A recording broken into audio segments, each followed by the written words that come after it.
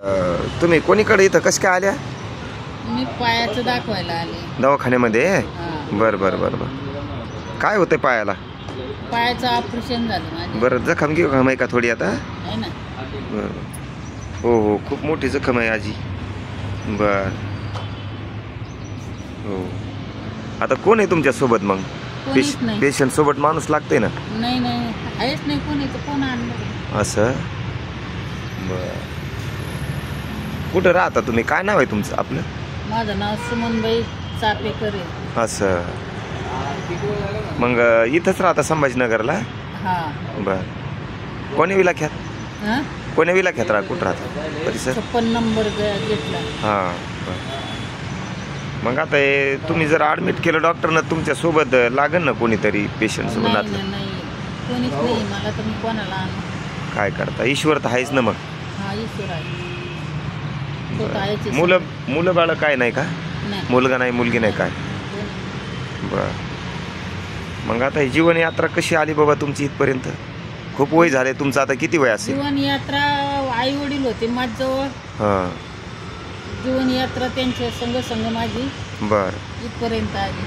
हां. आई वारली, वडील वारले. पती? जीवन यात्रा चांगली चालली होती. हो. तर मध्येच हे दुःख आलं. आता हे किती वर्षापासून आहे पायाचा आजार? हे 2.5 वर्ष झाले याला पायाला. बर. जीवन यात्रा चालली, पण हे दुःख आलं तर आता उजून घरात पडे. तेवढे कमीत होते, खात होते, पण ते काही जमलं नाही. बरं, आता तुम्हाला धंदा तर करता येत नाही, मग तुम्ही खर्च कशावर करता हा दवाखान्याचा? कोणी दिले तर आहे. आता हे दवाखान्यात आले 2000 रुपये यांना दी केले. तुम्हाला ती श्रावण बाळका काय म्हणतात, योजनेची पगार, निराधारची पगार? काहीच केलं नाही. निराधारची पगार पण नाही? नाही नाही, मी अशी फुरसतच नव्हती मला. अरे अरे. तुम्ही कुठं जाऊन करू म्हणून. अवघड आहे आता. मग आता व्यवसाय काय नाही म्हणल्यावर तुम्हाला कसं आहे? आता दवाखाना म्हणल्यावर पैसा तर लागतेच आजी. लागतच नाही. हो ना. याची किती दिवसानं तकलीफ आहे मला. आता ऑपरेशन झालं मी, पण पैसे वाचून आता इथं आले तर 800 रुपये फी म्हणल्यावर. हो, तपासणीच 800 रुपये फी यांची. हा, 800 रुपये. खूप मोठा दवाखाना आहे ना हा. हा. बेंबडे हॉस्पिटल. बघा आता ईश्वर करील काहीतरी. आता मला आश्रमात जाणं आहे. समोरचे विचार काय आहे तुमचे आता? मला आश्रमात जायचं, मला काही करायचं नाही. वृद्धाश्रमला? वृद्धाश्रम. बर. काही नातलं, काही पाहुणे रावणे, कोणी बहीण, मामा, काका, असं काही चुलत भाऊ? मला लय गंगोती इथं. बर. काही कामाचे नाही. सोयरे धायरे संपत्तीचे लोक? संपत्तीचे लोक आहे बस. आता कोण जवळ येत नाही? पैसा होता तर मला सगळे. हो, जोवरी चाले मोठा धंदा, तोवरी बहीण म्हणे दादा. आता कोणी कोणाचं नाही. हो. जर फोन जरी केला कोणाला तर असं भीती वाटते की पैसे मागतात, उचलत नाहीत. तुम्ही ज्या वेळेस समजा होता, तरुण होता, त्यावेळेस सर्व काही व्यवसाय करत होता, सगळं मग सगळं कामधंदा होत होता. मला वाटायचं आपल्याला काय करायचं, मूल नाही, बाळ नाही. हो. मग याचा संसार नीट कर, त्याचा संसार नीट कर. हो. आईचं 10 वर्ष पॅरलेस झालता, तर आईचं केलं. तुम्हाला भाऊ तर असताना? भाऊ वारलेला होता. बर. आईला मग तुम्ही एकल्याच, आईचं तुम्हालाच करावं लागलं. तुम्हीच केलं. मुलगीच आईची आई झाली समजा. तिची यायची पेन्शन. हो.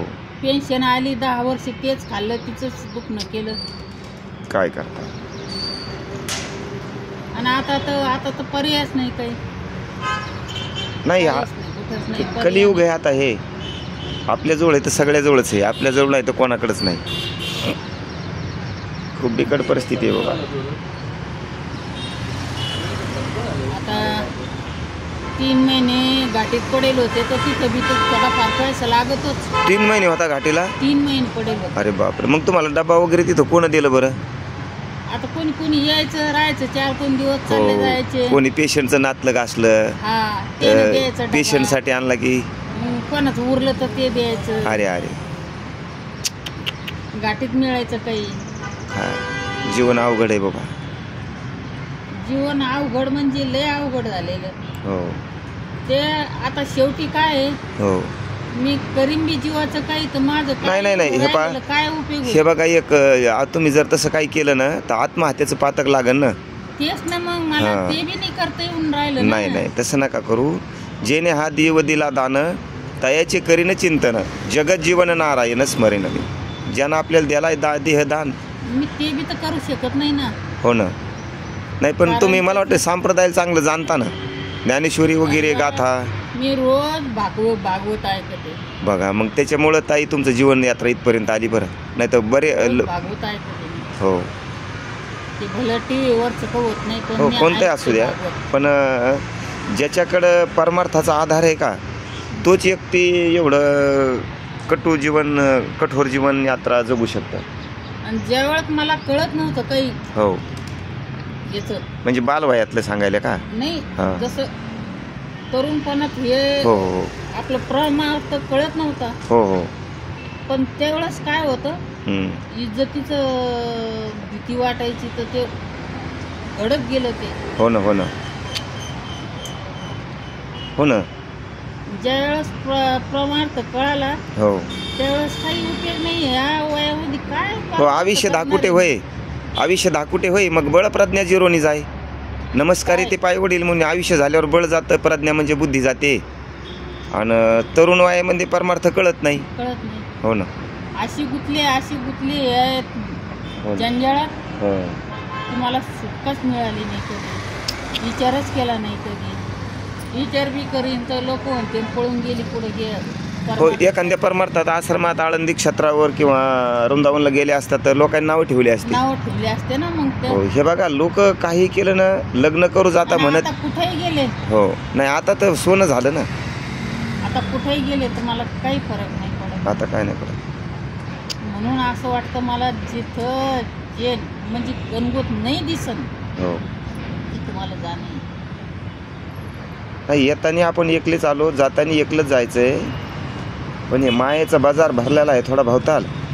पण तुम्हाला माया समजली काय आहे तर. ही माया लय परबल आहे भाऊ. हो देव त्याच्यामुळेच म्हणले ना आणि मम माया दूरतया. त्याची माया त्याच्याकडे जाऊ देत नाही. तुम्हाला परमार्थ केला असा मोठे भागवतकार कीर्तनकार झाले असते. पण ते त्यावेळेस आठवलं नाही. आठवलं नाही न भीती. हो लोक नावे ठेवतील. हे बघा काही जरी केलं तर लोक नावे ठेवतातच.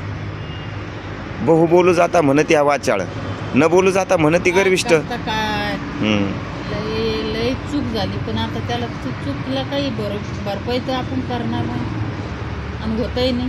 हो ना. नाही पश्चाताप झाला ना आपल्याला एकदा की पश्चाताप येणं शुद्धता. काय नाही आपलाच तो देवाला आहे सगळ्यालाच पोचणार आहे तो. पण आता करायचं काय मला तेच काही कळत नाही. पुढं जात हे येणार मी लय तंग झालेलं. हो ना समोरचं आता कोणी आश्रमात तुम्हाला घेण्यासाठी तुम्हाला हे दुःख असल्यामुळं हां बेमारी जोपर्यंत दुरुस्त होत नाही. बरं तिथं पैशाचा विषय लावायचा पुन्हा तुमच्याकडे तर काहीच नाही.